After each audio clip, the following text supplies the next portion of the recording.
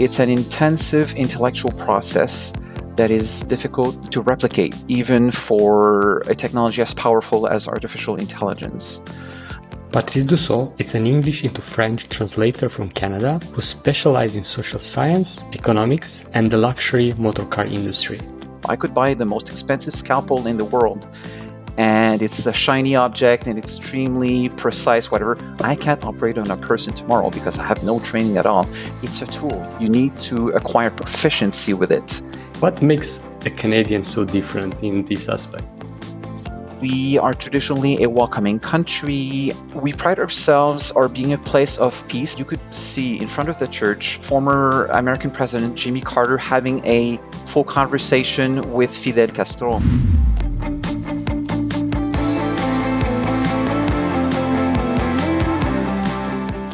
Hey, I'm your host, Gabe Marusca with the Entrepreneur Show. Quick one before the episode starts. About 80% of you watching, you didn't hit that follow or subscribe button. If you get any value from this, if the stories we share and the learnings that you get from my guests help you or your business in any way, can you please do me a favor and hit that follow or subscribe button? It helps the show more than you can even imagine. And the bigger the show gets, the better the guest gets. Thank you so much and enjoy the episode. Good morning, Patrice. Welcome to the Entrepreneur Show. Thank you very much, Gabe. Good afternoon to you. Such a pleasure to finally have you on the show and can't wait to dive into this conversation with you simply because your journey is fascinating. I saw recently one of your LinkedIn posts about mountaineering, pushing the limits, and now we are pushing the limits of technology since it's quite a different environment today. Yeah, that's true. Well, first of all, thank you for having me. I was very glad to see your invite, and I accepted it without any hesitation. And to answer your question, absolutely. There is a connection between mountaineering and changing technologies because technology is taken to new heights, and so are the language professions. So it's a little bit like adjusting to altitude. Every time you go a step higher, the oxygen level goes down a bit and your system has to adapt. And the same goes for the language industry when it's taken to new heights and they have to adapt to new technology. First, it's the unknown. You've never been there, never been this high before, and it can get dizzying sometimes. And you have to take a step back. It helps recharge batteries, re-energize, take in the oxygen, then have a logical approach to what's new. For example, ChatGPT, which appeared in November 1 year and a half ago. And it has turned the industry over. And after the dust started settling down, we could see better what was in front of us, an actual tool that could help us for redundant tasks, for example. As I read recently, it can help us. It's a great image. It can help us, clean the dishwasher and vacuum the room while we focus on what we do best, either create art or text or videos and so on. It's quite the adaptation. That's so true. And it was always the case, right? Because when electricity came around, after that, cars and so on, everyone was afraid because, we're going to lose our jobs and our life will be much more harder. But in reality, our life got better and we're probably living in the best time in human history. As you mentioned, can focus on meaningful tasks rather than keep on doing those repeating tasks. But when it comes to your industry specifically, what was the biggest impact that AI had on it? The biggest impact was the perception that the language professions could be easily replaced in the short term by AI. The fact is that only redundant tasks, support tasks, administrative tasks can be replaced by AI or done by AI through automation and other systems. And you can train AI to work for you, not the other way around. Now, as part of the creation process, whether you're in visual arts or translation, interpreting, subtitling, etc., AI has not proven effective enough and of a high quality enough to replace human intervention. So the challenge for us professionals today is to first of all, define our work and define its advantages as compared to what AI can bring, and then develop and disseminate communication plans in order for the different markets that we address to understand what we actually do and how it is different from what AI can do and how what we do is irreplaceable. So it's we need to instill trust and convey information so that the future clients, be it from the private sector, the public sector, or the NGO sector, understand clearly what they're getting into when they sign contracts with us. And the key to it all is actually strategic marketing and personal branding. That's the thing that will make us help us keep our heads out of the water. Because strategic marketing and personal branding are the tools that help us convey communication plans, make them compelling and easily understandable. Also, they help us present ourselves in a professional way, which has never been done in history before because we've been working in the dark for a few millennia now. And it's the best way to instill respect and trust in what we do and attract attention from ICPs. With every roadblock like this new technology, you find ways to adapt. And as you mentioned, the industry was in the dark for so many years. But with this new step in leveraging personal brand, which I think was around for literally centuries, like back in the day, you have personal brands on coins. Like everyone knew a certain leader or a certain person because his face was on coins and so on other monetary things. Then TV and so on.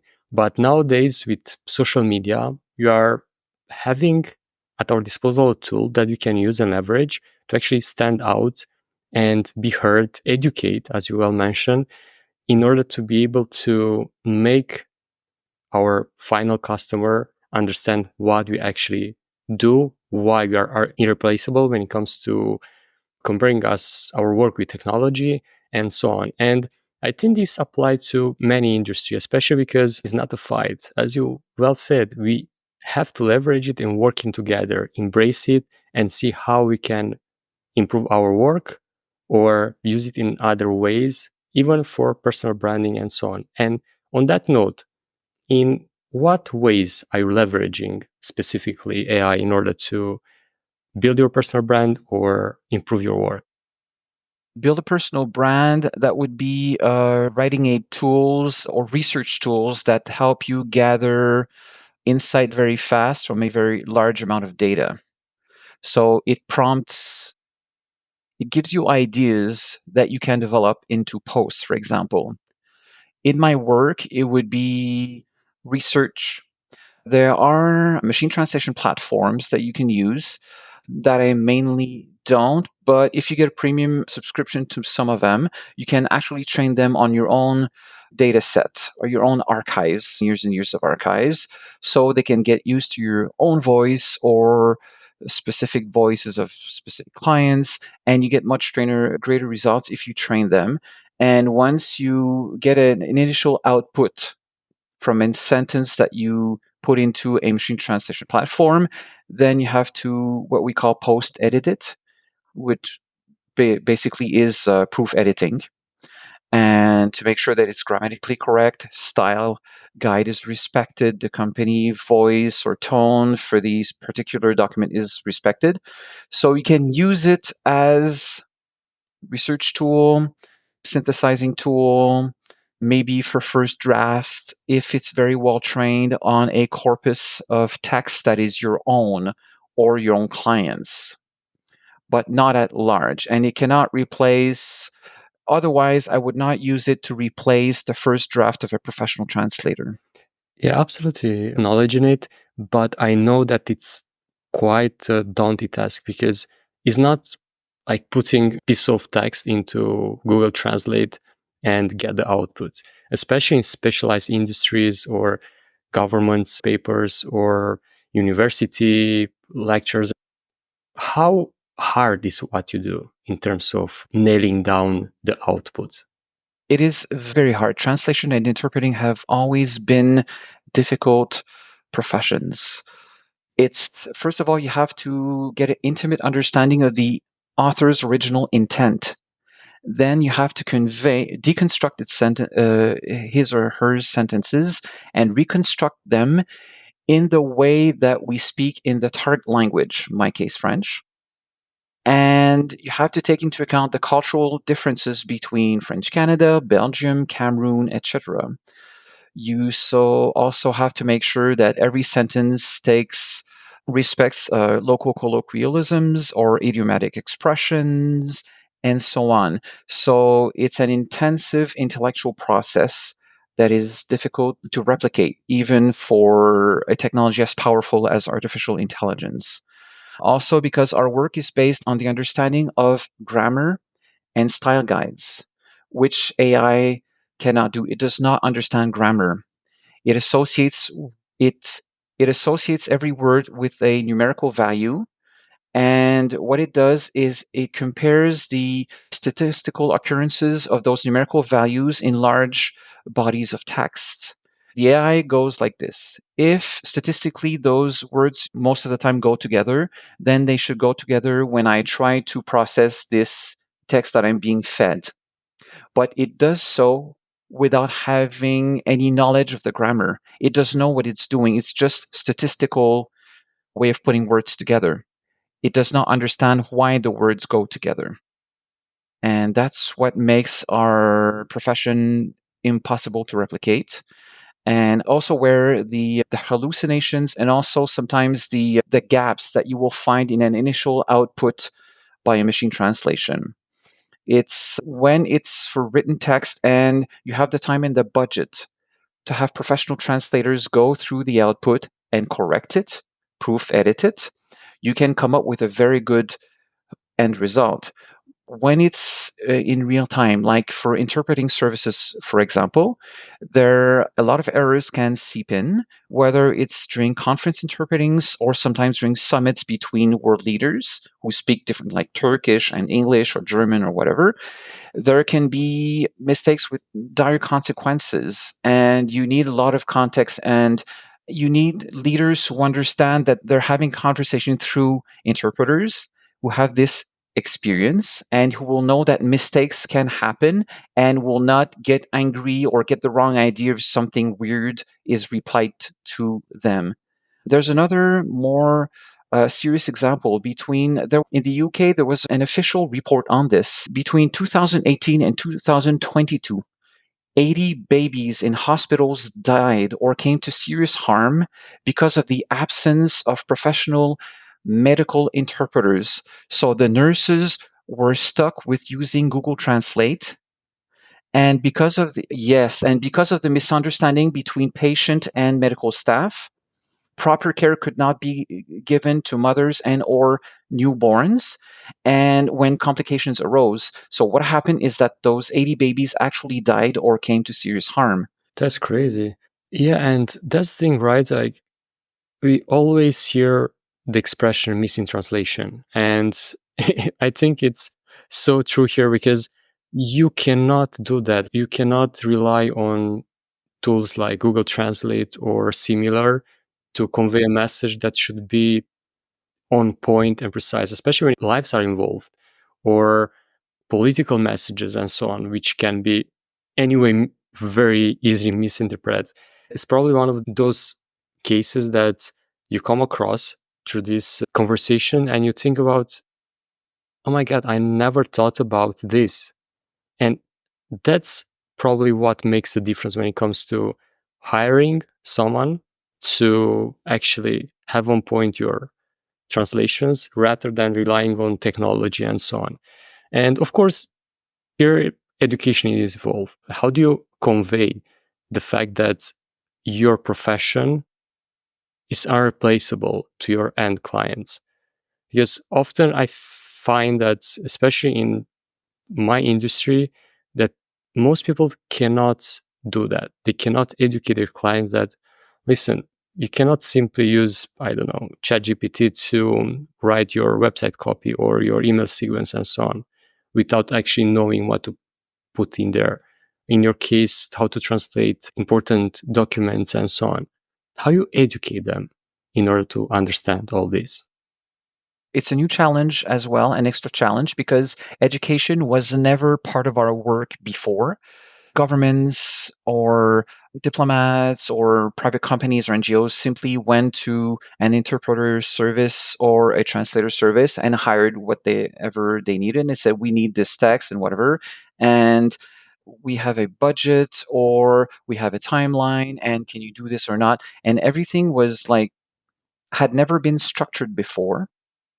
And now we have to structure communications. We have to develop communication plans and value propositions. This is all new to all of us. Well, we have to define actually what we do, explain to clients what value it brings to them. For example, marketing plans that are translated to another language have the power to open a new market and help a private company gain a market share. Now, how much is the market share worth? If you get X% of the market in so and so country, such and such country, and it's worth 200 million euros, then that's the value of your translated marketing campaign. Same for government. Let's say the government wants to develop and then implement a new public program of services for its population, and the country has two, three, four official languages. You need to have it translated. Otherwise, you will not be to implement successfully your new program and reach the target population at need. So that's the risk of the political backlash of a poorly implemented public program is the risk accompanied with bad translations. That's why you need to have your public program translated and interpreted by professionals. Same for NGOs get involved in the field with at-risk populations, often in war zones. And NGOs work, whether it's for food programs from the UN or safety programs or setting up camps or conveying instructions, etc. Translation is essential, and it's done in so many languages, including less commonly used languages that are not covered by AI. And also, often in remote regions or regions at risk, a lot of dialects are spoken there. Therefore, it's either regional variations of known languages or lesser known languages. So only humans who have proper training or who were born there or have intimate knowledge of regional languages can actually work successfully with at-risk populations. Yeah, absolutely. And it's a field that, to be fair, before talking to you, I had no idea how complex it is. It involves in an interconnected world that normally rely only on English, Spanish, French, Chinese. There are so many other languages that can have an impact. But of course, if the message is conveyed in the right way rather than just using automatic translating methods. And for those that are in your industry and they're afraid they'll be replaced for AI. Even so, at this point, they probably understand, and if they don't know already, that are at least now unreplaceable. But how they can still be on the fence and be prepared for this change in order to not be replaced at some point in the future. I think one of the keys is to learn to use the tool, because it's as a tool, it needs someone to hold the handle as a hammer or anything else. And it's a skill that needs to be mastered. AI may be offered widely and freely around the world. It doesn't mean that people who start using it will be good at it. For example, I could buy the most expensive set of paint brushes, but I will never be able to imitate Donatello or Raphael or whoever. It's impossible. I could buy the most expensive scalpel in the world, and it's a shiny object and extremely precise, whatever. I can't operate on a person tomorrow because I have no training at all. Same goes for AI. It's a tool. You need to acquire proficiency with it. It's a tool for professionals. And you've seen my posts. You know that I've been dabbing with the AI bots from Midjourney, trying to generate images of myself in different situations to illustrate topics related to interpreting and translation. So I've journeyed myself in a war zone and in a court of law, etc. And my results are always approximate because I'm not a professional prompter, and it's a skill that requires proficiency. And I do my best. I have difficulty even setting my hair color right with the bot because I'm not sure how to prompt it. The tool is available, it's widespread, and it's powerful. That doesn't mean that it's going to replace us, because I cannot replace a graphic artist who uses it as a tool the same way I cannot replace an artist who buys expensive brushes and paints like a master, because I can paint. Same with AI. It's an acquired skill. It's not a tool that can on its own replace you or dominate you. It's a tool that you have to use and learn to master so you can dominate your own Exactly. work. And of course, we see the hype, the Yes. advertising materials that OpenAI and others are putting out there and show you that you can make amazing things. Just draw on a paper, a screen of a website, and it'll automatically code the website for you and stuff like that. But in reality, if you, as you mentioned, you don't know how to use the tool, it can output, let's say, the code of a program. What do you do with that? You have to know how to put that on a server and so on. And same apply with any other aspects of it, like use cases. You cannot simply enter ChatGPT and, I don't know, feed the content to it, and after that expect miracles to simply replace professionals that are doing this for years. Yes, it's not only the way you use the tool might not be on point, but at the end of the day, all the technology in the field, especially when it comes to yours, like I'm fascinated how complex it is. And I know that you also have a passion and a background in the automotive history. And mm, to switch a bit the conversation, because I'm a bit passionate about automobiles as well, of course, way far from you when it comes to knowledge and so on. And I'd like to ask, how did you enter that world? Passion was my drive. Before going to business school in Montreal, studying finance management, I completed a bachelor's degree in history because I had always been fascinated with history, anthropology, and archaeology. And after that, and after business school, I joined a private auto club, and which is Montreal based. And I also joined what is called the Society of Automotive Historians, which is a group of professional historians dedicated to the history of the automobile. And it's based in the United States, in Minnesota, more precisely. And I've been a contributing member and a member ever since 1995. And that's how I got into then there was an important large scale exhibit curated by the Montreal Museum of Fine Arts in the summer of 1995. I was at the time on the board members of the board of directors of that private club in Montreal. They invited me and colleagues to serve as consultants and then tour guides during the exhibit for the whole summer. And the exhibit was focused on the history of automobile design as a form of art. So I had a ball the entire summer, and even CNN sent a team of journalists to interview some of the guides and consultants, and they picked me because I was bilingual. So I gave a 2-hour interview to CNN at that time, and which was shrunk to a 2-minute snippet for their news Like, broadcast. Typical. But that's how I got into the automobile industry. And after that, I set myself up as a translator in 1999 and started getting experience and more experience, and got some work for now defunct car manufacturer Saab from Sweden, for whom I did a number of translations. And then I started to work for a Canadian group of research institutes which specializes in the evolution of the labor market within the Canadian auto industry. And I've been working for them ever since. it's brilliant how a passion can lead to not only to work, but to be involved in the industry and go along with it. That's fascinating. And that story with CNN reminds me of a story similar with CNN as well. I was interviewed Uh-huh. in Madeira, Portugal for CNN Travel, and same, like one quote and some small description of the picture. That was all that I got. Where is the full interview? Exactly. Yes. They even sent me a tape.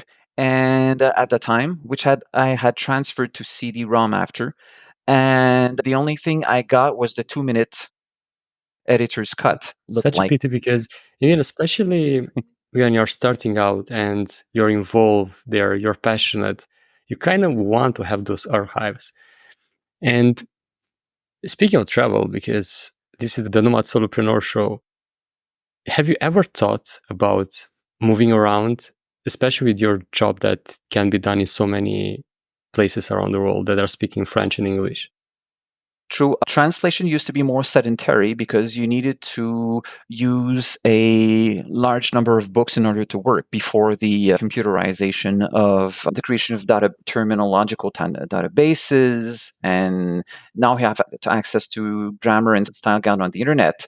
But before that, you needed full bookcases of books to do your work. Now I don't go to my bookcase anymore. Thanks to technology, I could start moving around with my office and put everything on a laptop instead of using my huge desktop and 27-inch screen that I'm using right now. Yes, I'm starting to think of it because I like the weather here, but I'd like to be able to meet more people. And I've traveled to, well, United States, many of the states, and to Europe, and I've loved it a lot. I've been around Italy because my mother's half Italian, and attracted by a number of areas, either southern France, northern Italy. I like Nordic weather. So Scandinavia and UK are also interesting for me. Yeah, that's interesting. And of course, you love Nordic climate since you're a Canadian. Yes, yes, I'm used to snow. I don't think it's cold. Funny enough, I used to be accommodated with that as well. But for the past 5 years since I became a nomad, I chase only the good weather, the sun. And now I end up in Romania at some point in the winter, 3 years ago, I think. And oh boy, it was different. It was so hard for me to acclimatize that I said, I think I won't come back to Romania anytime soon when it comes to being around the cold season. But in the same time, I would love to go to Canada at some point because I heard and I saw, of course, in pictures and videos that it's one of the most stunning countries around the world. The landscapes there, the city, and the locals are so welcoming. What makes a Canadian so different in this aspect? Canada is, first of all, it's a very large country. It's 10 million square kilometers large. It's crazy. There was an original First Nations population of 200,000 approximately before Europeans arrived.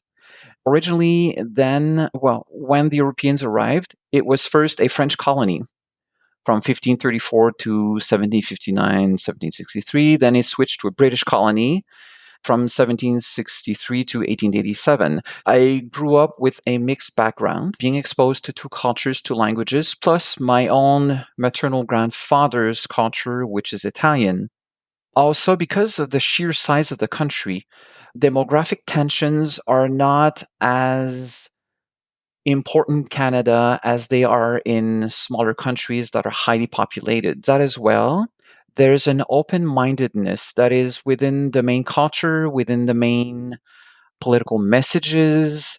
We are traditionally a welcoming country, and also since the birth rate is not very high, and I'm polite here, we need more immigration to keep our population growth going. Everything points towards being open minded and accommodating and inviting, welcoming. And we love to meet new peoples, and especially when they bring the recipe books from their native countries and they open restaurants in Montreal, that we appreciate very much. We have so many things in common with people from Central Europe, Romania, for example, religion, weather, Indo-European language, etc. People from Romania, for example, have no difficulty getting acclimatized here because it's a question of learning French, which is also Romansh language, and maybe English, which you already speak. And the rest is about finding your way to work, school, bank, grocery shop. The rest, there's not much adaptation. You already have winter, you already have snow, it's cultural events will appear somewhat similar, and it's easy. It's easy. Fun fact, we're going to meet actually today with a cousin of my partner.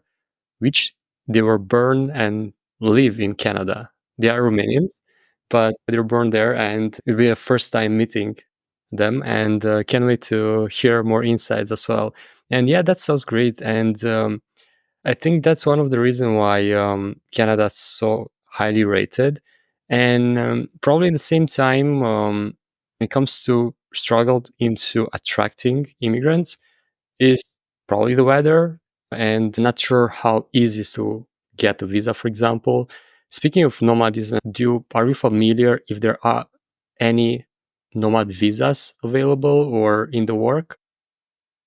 There's what we call here the work permit, for which you have to fill out a form, and there's a wait period. It's not very complex, it's not overly long, and there are not important barriers to access either. So whether you're from Central Europe or Africa or Southeast Asia or wherever, it's not very difficult to get in. We like to, of course, for political reasons, like French parts of Canada, we like to welcome people from French-speaking countries. So that means more Africans or Europeans from Belgium, Luxembourg, France, etc., and so on. But we pride ourselves on being a place of peace. And I'm not saying that everybody's perfect and nobody has faults and the racism is totally gone from Canada. We have a few biggest here and there. They do exist. I'm not going to say they don't, but they're not mainstream. They're not part of the main culture, and we pride ourselves are being open-minded and opening paths to friendship. For example, there are organizations in Montreal that support friendship between Muslims and Jews, and it's called the something like Organizations for Muslims and Jews from Montreal, and they organize projects and communication campaigns together. And it promotes friendship, and we are very proud of that. When former Prime Minister of Canada, Trudeau, passed away, not Justin Trudeau, our current Prime Minister, but his father passed away some 10, 12 years ago, you could see in front of the church former American President Jimmy Carter having a full conversation with Fidel Castro. So whether your political inclinations, you come to Canada to a land of peace, to a land of understanding and mutual listening and respect. So you can be Jewish, Muslim, Hindu, Sikh, whatever. You come here to be friends with other peoples. You don't come here to fight. There's no place to fight here. That's beautiful because often it's so hard to find such places around the world, especially nowadays, unfortunately. And to have that quality as a nation is not only appealing for a lot of people, because who wants to stay in, not to mention a war zone, but a zone where you cannot have peace of mind or feel safe due to many factors that can be racism or others. It's such refreshing that there are still countries around the world where you can be at peace. And probably that's one of the reasons why you never move from there apart from traveling. Actually, Canada is so big that I could be nomad entrepreneur within Canada, because Canada is the exact same size as the entire European continent. So you can be a nomad in Canada. I mean, traveling by car from Montreal to Toronto is a 7-hour drive at least. It's crazy. My province, Quebec, my home province, is 3 million square kilometers. That's crazy when you put into perspective. But in the same time, you tell me that you go from Montreal to Toronto for 7 hours. Inside my own country, I have to drive the same amount of time for like probably 500 kilometers or something. So that's crazy. Like, we are so different from this perspective when it comes to infrastructure, but I won't get into those details. And speaking of details, since your expertise and your is so complex, how do you stay updated? How do you manage to make sure you're not left behind by, I don't know, the complexity of the things that you're doing? Okay, to stay on top of your profession's advances, while CPD is one of the keys, that's for sure.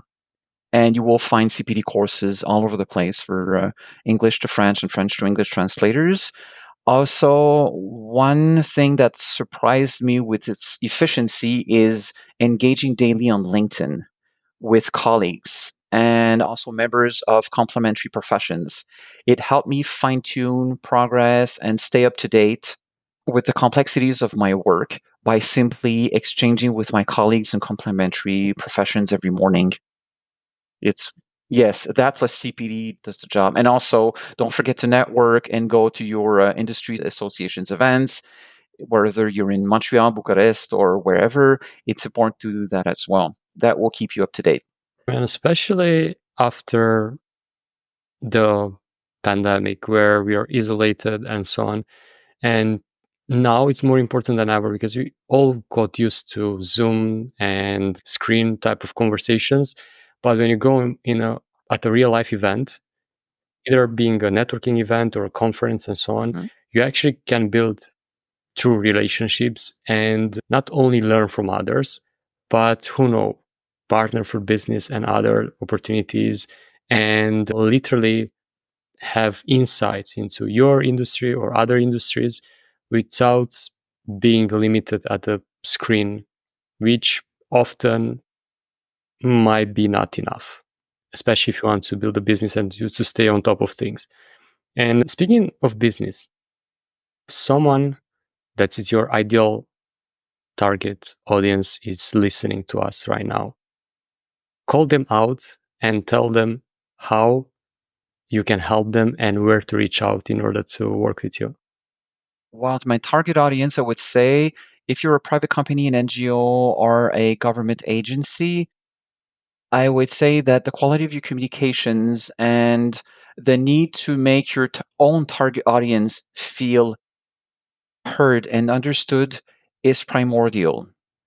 And for this, you need the intervention of professional interpreters and translators to make sure that nothing gets lost in translation, as you mentioned earlier, and that there are no, especially in more sensitive areas, whether it's healthcare or humanitarian work, there is no room for mistake because lives are at stake.